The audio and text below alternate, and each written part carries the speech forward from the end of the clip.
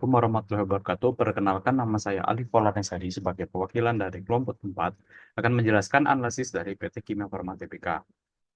Ini untuk anggota-anggota dari kelompok 4 itu sendiri ada Vera Fazaira, Agnes Lorenza, Muhammad Zaki Alan Fernando, dan Zalfa Fadila Ananda. Sebelumnya kita harus tahu, PT Kimia Farma Tbk adalah perusahaan farmasi terkemuka di Indonesia yang bergerak di bidang produksi, distribusi, dan penjualan obat-obatan serta produk kesehatan lainnya. Perusahaan ini didirikan pada tahun 1817 dan memiliki sejarah panjang dalam industri farmasi di Indonesia. Kimia Farma merupakan bagian dari grup perusahaan BUMN yang berfokus pada peningkatan kualitas kesehatan masyarakat di Indonesia.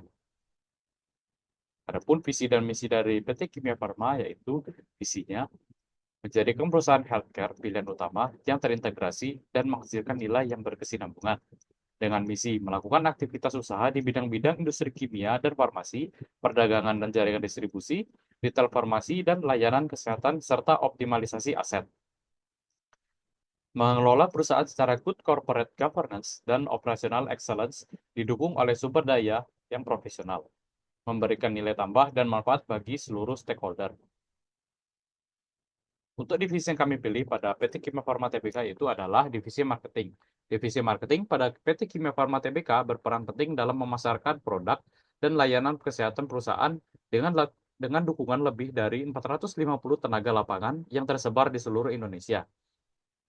Tim marketing terdiri dari berbagai posisi seperti marketing manager, product eksklusif, sales manager, regional sales manager, dan area sales manager.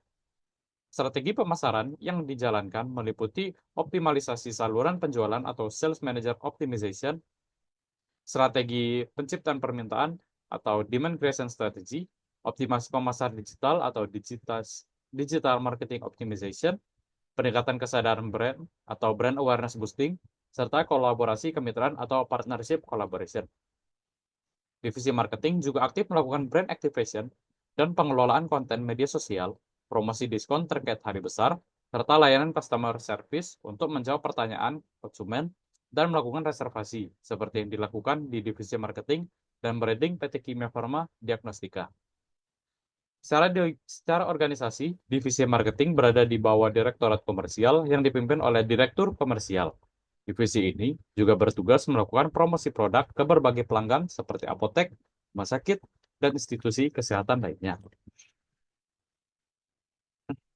Untuk standarisasi SDM di divisi marketing, yang pertama S1 marketing atau komunikasi, yang kedua pengalaman kerja beberapa tahun di bidang marketing atau komunikasi, yang ketiga memiliki sertifikasi tambahan, yang keempat kemampuan menyusun strategi marketing, yang kelima kemampuan public speaking dan copywriting, yang keenam kemampuan komunikasi dan negosiasi, yang ketujuh disiplin, jujur, dan berorientasi pada hasil, dan yang kedelapan berpenampilan menarik. Untuk kenyataannya sendiri, yang pertama, pendidikan diutamakan SMK Kesehatan atau D3 jurusan kesehatan atau sarjana semua jurusan. Yang kedua, diutamakan berpengalaman di bidang sales dan marketing minimal 1 tahun. Yang ketiga, untuk keterampilan non-teknis ada berkemampuan komunikasi dan negosiasi yang baik dan berpenampilan menarik. Untuk kemampuan teknisnya, berpengalaman dalam membuat event atau kegiatan atau acara dan kunjungan outlet farmasi, bersedia memenuhi target penjualan, siap bekerja di lapangan, bersedia ditempatkan di seluruh wilayah Indonesia, dan mempunyai kendaraan bermotor atau SIM-C, nilainya lebih jika mengendarai mobil. Dan yang kelima, bersedia ditempatkan di seluruh wilayah di Indonesia, sesuai dengan kebutuhan.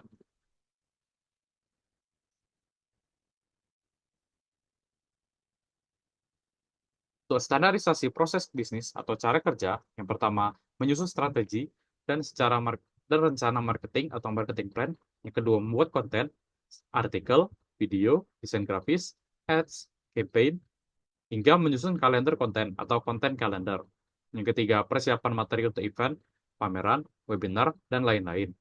Yang keempat, aktivasi event marketing, baik offline maupun online. Yang kelima, distribusi konten ke berbagai channel seperti website, media sosial, email, marketplace, dan lain-lain. Yang kelima, partnership dan kolaborasi dengan pihak ketiga seperti influencer, media, dan lain-lain. Yang ketujuh, mengoptimalkan campaign berdasarkan data real-time atau A/B testing, adjustment budget iklan, dan revisi konten. Yang kedelapan, membuat laporan rutin secara mingguan, bulanan, ataupun per kampanye. Yang kesembilan, membahas hasil, insight, dan pembelajaran dalam rapat tim. Dan yang kesepuluh, menyusun rekomendasi untuk rencana selanjutnya.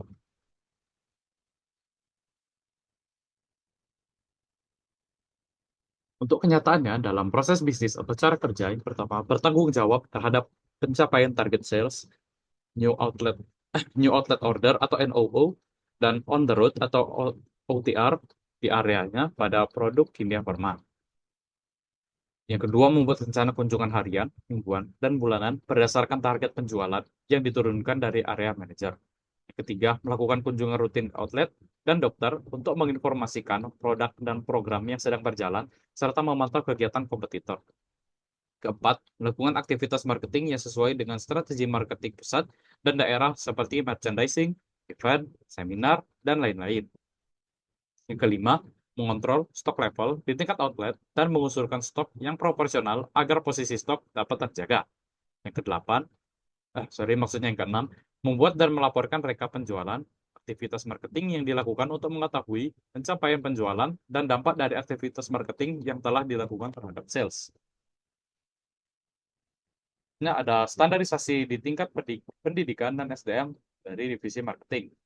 Pertama, minimal pendidikan S1 dari jurusan marketing, manajemen bisnis, komunikasi, digital marketing, dan lain-lain. Yang kedua, pendidikan tambahan seperti sertifikasi kursus digital marketing ataupun sertifikasi profesional. Yang ketiga, menguasai penggunaan tools seperti CRM, SEO tools, social media management, email marketing tools, dan ads platform. Yang keempat, berkemampuan komunikasi verbal dan tertulis yang baik. Yang kelima, kreatif dan inovatif dalam menyusun ide promosi. Yang keenam, adaptif terhadap perubahan tren dan teknologi baru.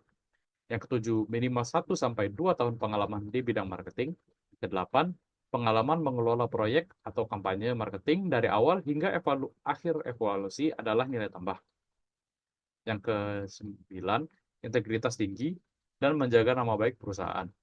Yang kesepuluh, proaktif dalam mencari solusi atas tantangan marketing. Untuk kenyataannya sendiri, yang pertama, pendidikan diutamakan SMK Kesehatan atau D3 jurusan kesehatan atau S1 semua jurusan. Yang kedua, diutamakan berpengalaman di bidang sales dan marketing minimal 1 tahun. Yang ketiga, berkemampuan komunikasi dan negosiasi yang baik. Yang keempat, berpenampilan menarik. Yang kelima, mampu mengoperasikan Microsoft Office. Yang keenam, berpengalaman dalam membuat event atau kegiatan atau acara dan kunjungan informasi. Yang ketujuh, mempunyai kendaraan bermotor dan SIM C. Nilainya lebih apabila jika mengendarai mobil. Untuk standarisasi teknologi di divisi marketing itu, yang pertama memiliki CRM atau Customer Relationship Management yang berfungsi untuk mengelola data pelanggan, melacak keluhan pelanggan, dan otomatisasi pemasaran. Yang kedua, memiliki data visualization dan analytics seperti Google Analytics, Adobe Analytics, dan untuk membantu tim marketing memantau KPI dan atribusi kampanye secara real-time untuk pengambilan keputusan berbasis data. Yang ketiga, marketing automation seperti MailChimp ataupun chatbot. Yang keempat, memiliki digital marketing tools dan media sosial untuk melakukan promosi produk. Yang keenam, memiliki e-commerce atau mobile apps. Untuk kenyataannya sendiri di teknologi divisi marketing, yang pertama, aplikasi Kimia Farma Mobile yang diluncurkan pada tahun 2020 menawarkan fitur membership, order, order produk kesehatan, online payment, dan healthcare news. Yang kedua, sudah memiliki sosial media seperti Instagram dan Facebook untuk promosi produk dan edukasi kesehatan. Yang ketiga, pada website resmi Kimia Farma atau di aplikasi mobile Kimia Farma, terdapat fitur untuk mengirim keluhan-keluhan dari pelanggan. Yang keempat, terintegritas dengan e-commerce seperti Tokopedia, sehingga memungkinkan untuk melakukan penjualan secara online. Untuk analisis gap atau kesejakannya ada 4 aspek. Yang pertama, SDM dengan bobot 40%, teknologi dengan 35%, proses dengan 20%, dan pendidikan dengan 5%. Nah, untuk analisis gapnya yang pertama, sumber daya manusia. Tim marketing idealnya menguasai digital marketing, analisis data, dan CRM modern. Namun, kenyataannya, saat ini masih banyak mengandalkan metode konvensional dan kurang menguasai teknologi digital, sehingga diberikan gapnya sebesar 40%. Kedua, teknologi. Sebaiknya divisi marketing memakai alat seperti marketing automation dan analytics data. Nyatanya, penggunaan teknologi masih minim dan integrasi antar sistem masih belum optimal, sehingga gapnya diperkirakan sebesar 35%. Yang ketiga, proses marketing yang ideal harus cepat, berbasis data, dan mampu menggabungkan antara online serta offline atau omni-channel. Saat ini, proses masih tradisional dan lambat merespons perubahan pasar, sehingga gap-nya diperkirakan sebesar 20%. Yang keempat, pendidikan dan pengembangan. Idealnya, ada pelatihan rutin terkait digital marketing dan perkembangan industri digital. Namun, pelatihan yang dilakukan masih jarang dan lebih berfokus pada pengetahuan produk. Gap di aspek ini diperkirakan sebesar 5%. Nah, untuk strategi pengurangan gapnya itu, yang pertama, untuk SDM dengan prioritas tertinggi, adakan pelatihan rutin digital marketing untuk SEO, SEM, dan Google Analytics. Rekrut tenaga baru yang memiliki keahlian di bidang digital, serta bentuk program mentoring internal, dan tetapkan target skill seperti sertifikasi Google Ads. Yang kedua, teknologi dengan prioritas menengah, terapkan CRM dan marketing automation secara aktif. Integrasikan semua sistem data dan mulai gunakan teknologi berbasis AI sederhana untuk analisis pelanggan. Yang ketiga, proses dengan prioritas menengah, sederhanakan proses approval kampanye, terapkan metode kerja agile atau sprint marketing, dan jalankan pilot project campaign kecil untuk membiasakan tim lebih responsif. Yang keempat, pendidikan dan pengembangan dengan prioritas rendah, adakan training berkala setiap 6 bulan dan kerjasama dengan lembaga pendidikan untuk meningkatkan keterampilan digital marketing dan inovasi healthcare. Baik, itu saja untuk analisis dari divisi marketing untuk perusahaan Kimia Farma Tbk. Kami dari kelompok 4 meminta maaf apabila ada salah kata. Kepada Allah kami mohon ampun. Wabillahi taufiq wal hidayah. Wassalamualaikum warahmatullahi wabarakatuh.